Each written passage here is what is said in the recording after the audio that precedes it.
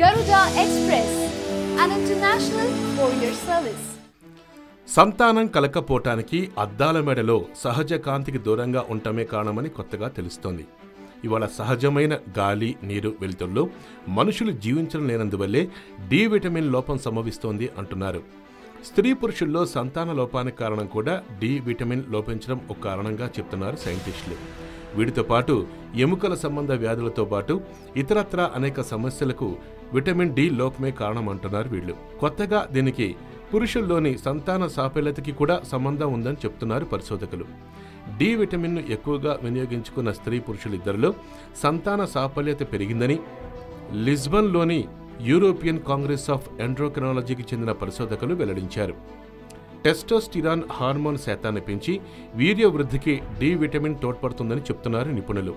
మహిళల్లో కూడా polycystic ovary syndrome కారణంగానే సంతానహీనతకు గురవుతున్నారని తెలిపారు. అలాంటి వాళ్లకు డి విటమిన్ సప్లిమెంట్ ఇవ్వటం వల్ల ఫలితం కనిపించింది అంటున్నారు. సాధారణంగా డి విటమిన్ సూర్యకాంతి నుంచి, చేప నూనె నుంచి లభిస్తుందట.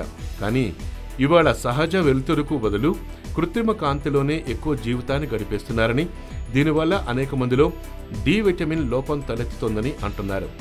ఈ కారణంగా చాలా మందిలో ఊబకాయం, మధుమేహం, సంతానహీనత సమస్యలు తలెత్తున్నాయని పరిశోధకులు అంటున్నారు.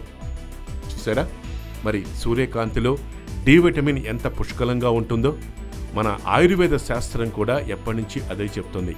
మన పురాణాలు కూడా సైంటిఫిక్ రీజన్స్తో పాటుగా పురాణ ఇతిహాస గ్రంథాల్లో దీని గురించి ప్రత్యేకంగా వివరించారు. అందుకనే సూర్యుడి ఉపాసన చేయమని మన పెద్దలు ఎప్పుడూ చెప్తుంటారు.